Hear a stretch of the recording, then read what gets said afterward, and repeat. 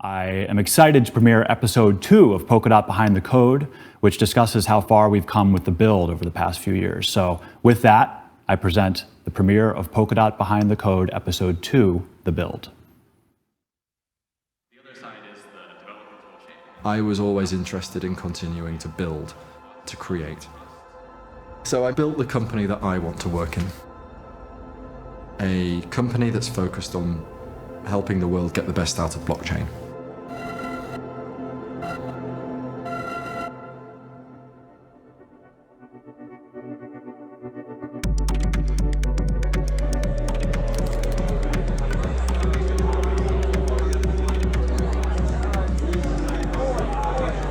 Many people here believe that this new wave of technologies can actually help, like bringing a technological backstop to the power accumulation that we're seeing in services like Facebook and Google. And now for the first time, we can use tech to actually address social problems in a much more fundamental way. Like not just applying math to do statistics, but like applying math to help that we don't have to put so much trust in services online.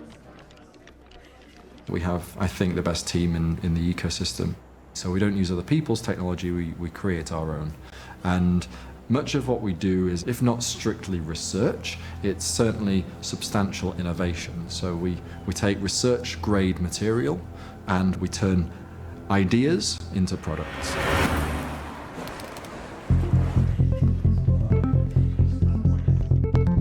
What I'm trying to do is to make Polkadot work in theory as well as practice. And our job is to make sure that the protocols are actually secure and scalable.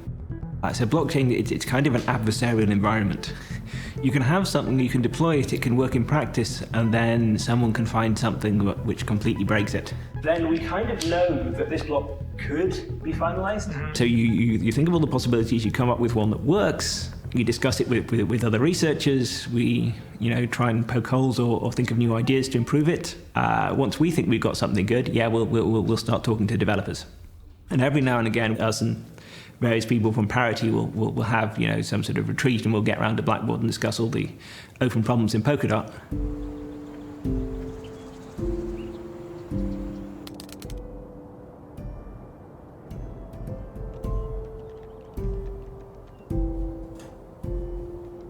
I was a cryptocurrency hobbyist for a few years. I was pretty big into Bitcoin. I heard some stuff about Ethereum. I was also programming in a language called Rust. So when I saw that there was a company called Parity, which is working on cryptocurrency in Rust, it kind of hit the sweet spot for me. So I packed a suitcase and I haven't really been back much since. They certify the parachain statements at the prior block, but it's not really finality. But we need the real finality. We have finality when something exits the fisherman period, or once it's gone through both. It's been crazy, but it's been great. The team is some really bright people, and I'm learning things about mathematics or about consensus that I never really would have considered before. I think it's pretty good that we're applying it in a way that's not purely academic, that actually seems to be something that can enact change in the world around us.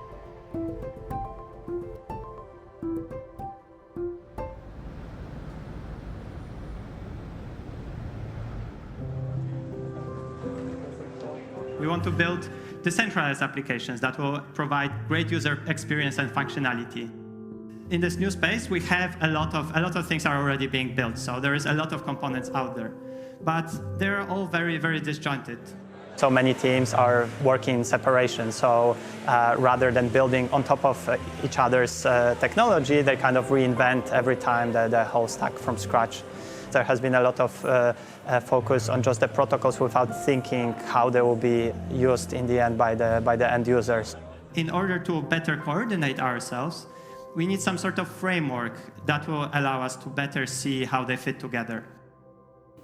We built not only Polkadot, the Polkadot blockchain, but we also built a good blockchain framework for creating new blockchains. And in my mind, substrate was always really key for Polkadot being successful.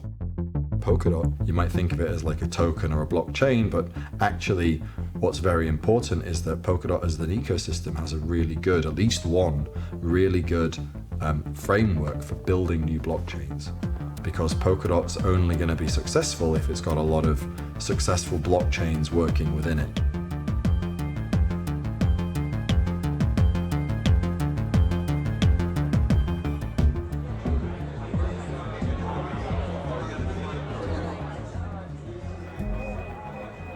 I joined Parity right about the time of Web3 Summit last year. I hadn't moved to Berlin yet, but I was watching on the computer in California, and I watched Gab's presentation on a rustic vision for Polkadot. We can construct the runtime. We just basically list all of these modules here. It was during this talk that he described that Polkadot is his biggest bet against blockchain maximalism towards a vision of a multi-chain future. Substrate provides you with all of the core components you need to build a blockchain. Things like a database, networking, a transaction queue, consensus engine, and even a library of runtime modules. And the runtime is the thing that actually describes what the transactions do, how the blockchain. So the runtime, technically speaking, is the state transition function of that blockchain. It means that it defines the rules that are legal, basically, from one block transitioning to the next block. So like how the state can literally transition. But kind of more practically speaking, it's the brains of the blockchain. It's basically a bunch of applications and utilities and things that it knows how to do. What's so exciting about this platform is that you can go ahead and design your own runtime modules. And we actually envision that this module library might become like a larger app ecosystem, where there'll be developers building all these open source runtime modules, and you as a blockchain developer can just pick and choose the different functionality and logic that you want to add to your blockchain and just put it in there and launch your chain. I'll give you an example here. There's this balances module. Balances module basically describes the functionality of a cryptocurrency on this blockchain. If you want to build a smart contract platform, you just need to add the contracts module. And so really, what I'm trying to tell you is that it's never been easier than today to be able to build a blockchain. With Substrate, you can literally build a blockchain in minutes. Substrate is powered by WebAssembly in terms of how the logic of the blockchain is encoded. And that's actually how Polkadot's logic of parachains is encoded. So it could serve as a very useful launching off point for parachains to be added to the Polkadot network. And that's huge for us because a lot of parachain developers are specialists in specific fields like machine learning. So providing something like Substrate where they could just get going and start hacking on their machine learning or data science specific expertise was massively helpful.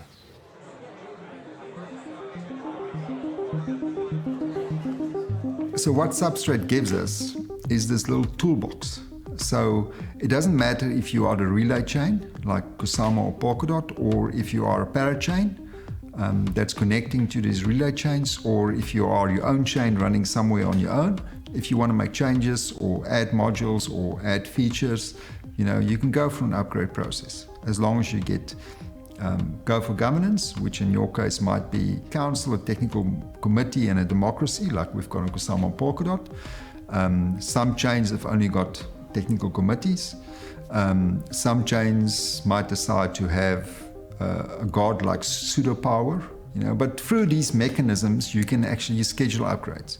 Polkadot evolved over time initially an idea of like how to make it scalable and then how to make it easier to develop for developers. A bunch of the principles that Gav laid out in the Polkadot paper, and then basically what we learned along the way, in particular around the governance. The DAO was a pretty decisive moment, like for everybody. Like until then, there always was this tenet of like code is law. First of all, like anything that's written on a blockchain should like never be questioned, and how you deal with controversy in the ecosystem was one of the key things that led us to believe there is a need for governance, because hard fork just means the splitting of communities, and that can't be the answer to controversy. Like you need to bring people together, and this is how you do this, by establishing an explicit way of doing governance. It's really exciting. Software gets built, features gets added, it gets audited, somebody in council proposes this upgrade, goes through a council process, goes through a democracy process, and now it sounds like work, but it's actually magic that sits behind it. The fact that you can actually make these changes, and like all of a sudden, all around the world where these nodes are running, from the one block to the next, they're running different versions of the software. It's really cool. So we're used these days to seamless upgrades when we have an app on our phones, like we just click a button, 3 seconds and it's done. But the user experience of a hard fork is something you can't sell to anyone if they're like reliant on an application. And so also from that perspective, like governance is to us like the answer of how to deal with the problem of software obsolescence and upgrading.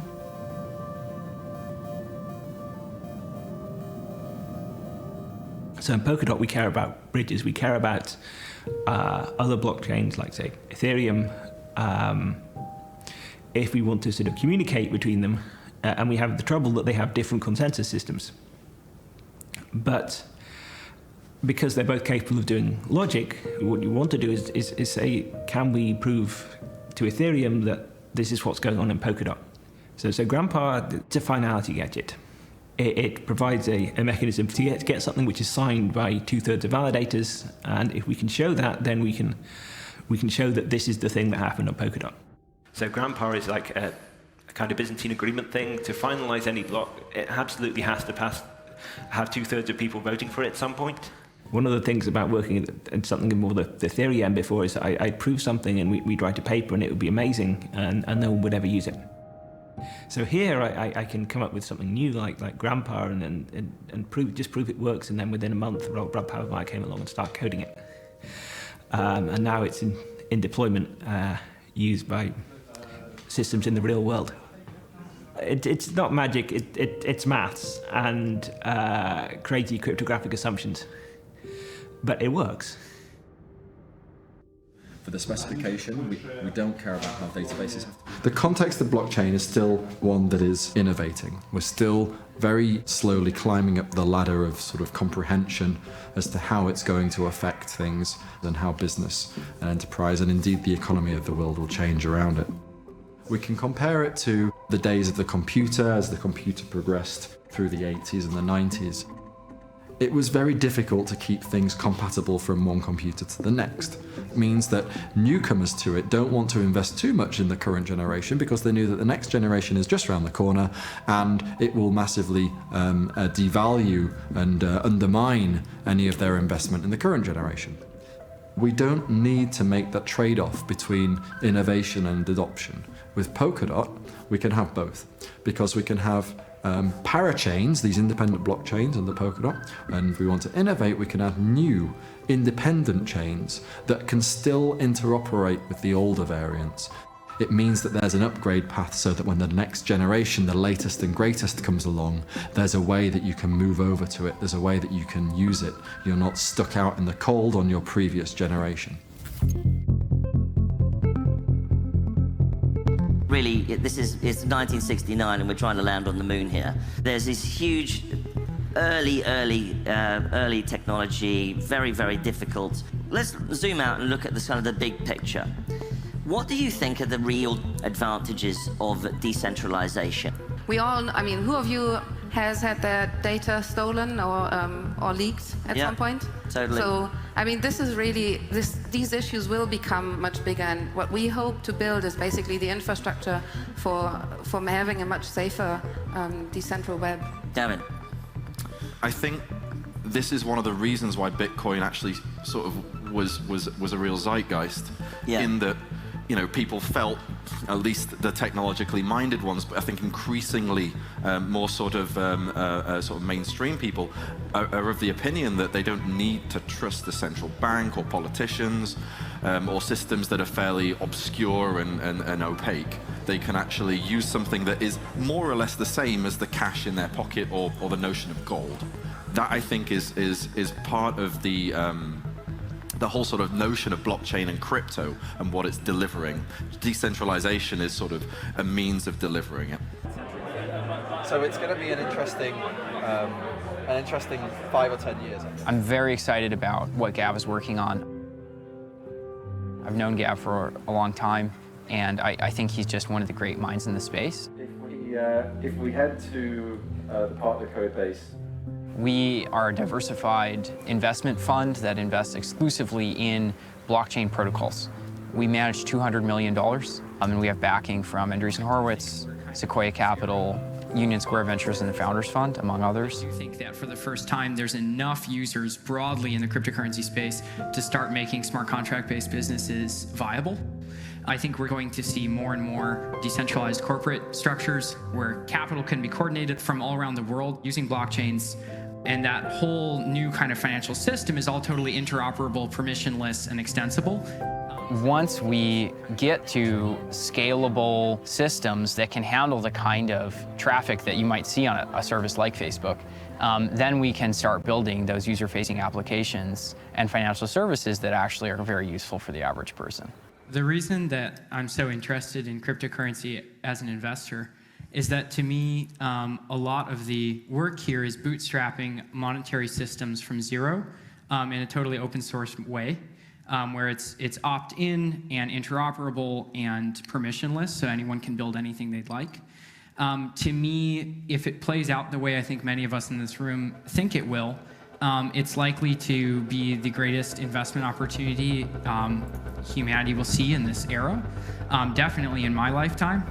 There are maybe something like 15 million users of, say, Bitcoin. If you start a new blockchain in the pre-Polkadot world, you have to get those users to opt into your new blockchain in order to gain that functionality. In the post-Polkadot world, what will be possible is for that blockchain to immediately tap into that user base of an existing blockchain. This just means that new ideas can scale much, much faster. It almost facilitates a sort of exponential growth curve. The ecosystem is developing really nicely. We got 250 projects underway, 100 teams building chains and substrate, and about half of those are trying to get a parachain slot.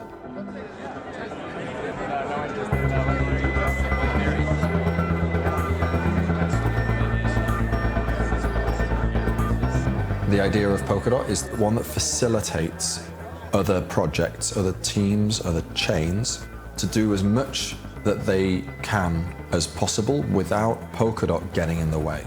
Operating independently but able to communicate with each other.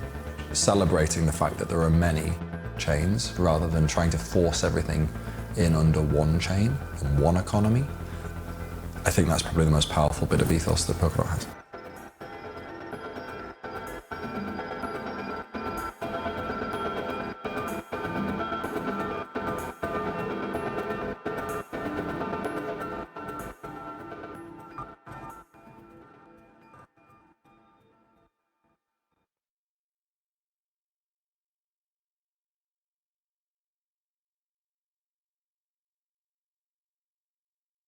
And that was episode 2 of Polkadot Behind the Code. This episode focused on the build, the tech, and the team that has been working so hard to build the protocol and network we are launching parachains on today. Episode 1, which many of you may have seen, featured Gav talking about the idea of Polkadot and where the inspiration for the protocol came from. Episode 3, which is currently in filming, is going to be called The Community, diving into the stories of parachain and tooling developers, builders and businesses, ambassadors and allies across the world. We filmed Polkadot ecosystem teams in over a dozen countries and hope to have that episode in post-production quite soon to share with you all. So today, I'm thrilled to be joined by Simon and Matt from Key Pictures, who have been filming and producing the series with a little help from me and my team at Parity Technologies. Gav actually had the foresight to hire Simon and his team at the start of Polkadot's development, and the footage was really good. He wanted to sort of save it for a personal project in the future, but it was so great that we decided that we really had to take a cut at producing a mini-series for you all to share in this journey. So Simon joining us from the studio in Berlin, welcome, and Matt here in New York. Welcome, gentlemen. Pleasure to be here. Thank you. Pleasure to be here. Great to see you. It's great to see you all set up in New York. Yeah, Simon and Matt are actually also helping us produce Decoded today, so appreciate the help from you and your team and Jiva in London. So we've certainly stepped up the production quality this time from my living room, where there was a 720p webcam mounted on a ladder in front of me. Simon, first off, you've known Gav for quite a while, so why don't you tell us a bit about your story there? Yeah, basically I've known Gav since I was 11, 12 years old. We were kind of really good childhood friends. And yeah, Gavin actually used to act in the films we used to make together. I have some great footage of him as like a 14-year-old programming on his Amiga 500, which one day will be released to the world, hopefully.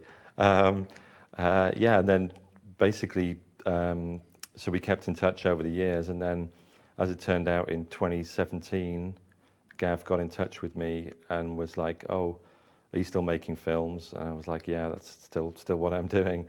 And he was like, "Oh, it turned out that we actually were both in Berlin without knowing that we were each living there." So we kind of met up as soon as we could for a beer. And yeah, Gavin told me what he'd been up to, and with Ethereum, first of all, and then with these kind of new plans for Polkadot. And to be honest, I hadn't heard much about blockchain before, so it was a kind of entirely new subject for me. But I could sort of see when I saw Gavin again, it was like, wow, he's still got that kind of childhood kind of curiosity and idealism for creating something. And I was kind of, that made me curious in itself, just kind of seeing Gavin like that again was brilliant, really, to see. And then, yeah, he invited me along to the first Polkadot meetup in Ibiza in 2017.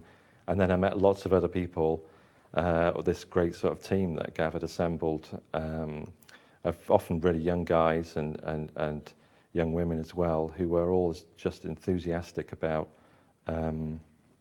blockchain as he was, and quite idealistic about it, kind of changing things and disrupting existing kind of ways of human interaction and ways of gathering and sharing, I guess, data and knowledge. So from there, it kind of developed into, actually I developed it into a TV series that was about the wider blockchain technology. But over that period from sort of 2017, we kept kind of filming every 6 months specifically with the sort of Polkadot development and project, because it was just such sort of a standout project. And yeah, also because of the personal relationship, I wanted to see how Gav developed. And it's kind of just grown from there. Yeah, you said the other day that when you were producing this Crypto Kingdom series that you mentioned that Gav was featured in, it was like way before any development work had actually started happening on Polkadot, but it was very clear to you that he had basically built the whole thing in his head already.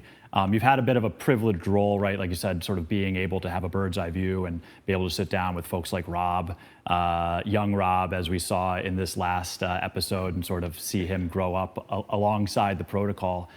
What's that been like, the experience, like you said, sort of like living this with people, the people building the protocol? Well, it's been pretty amazing, really, to see those guys develop. And I guess, I think the thing is everybody sort of involved is still, from the outset, had pretty strong convictions. So I'd say, like you were saying, it's just, from when I met Gavin, in fact, I interviewed him at one point, and he was like, "Oh, Polkadot's already kind of theoretically proved," and he was already thinking about how it can develop into the next thing. And they're kind of thinking way ahead, but then obviously they've got to do the coding and catch up with it. But then to see the develop from this kind of startup now to a company, and then putting this out there, and then other people building on it, it's pretty amazing. Yeah, I mean, Rob particularly was like, meeting him and that kind of footage of him there in Ibiza, like by the pool, that kind of summed up Ibiza. It was like, I got there, this beautiful villa, amazing weather, and then there's a load of people just sitting on their laptops coding, kind of oblivious to what's around them. And I kind of think that's kind of sums up a bit about the ethos, about what I could see, especially doing that blockchain series. You kind of come across a lot of projects that kind of market themselves really heavily before they even really had much to sort of put out there. Whereas I kind of saw, and I guess Gav was in quite a privileged position with his kind of experience of Ethereum, and then kind of having resources to be able to just do this without having to sing about it until it was the right time, really, and now kind of share it with the world. But very thankful to have all this footage.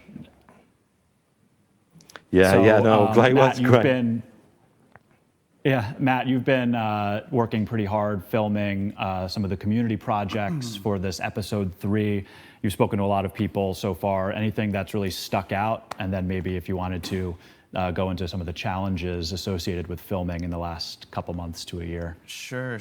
I mean, I think a lot of that ethos that Simon was talking about, specifically in Ibiza and Tenerife, that he saw with that early build of Polkadot, really translates to a lot of the companies and people that I've been speaking to for episode 3. It's really about community first and building this ecosystem as a community.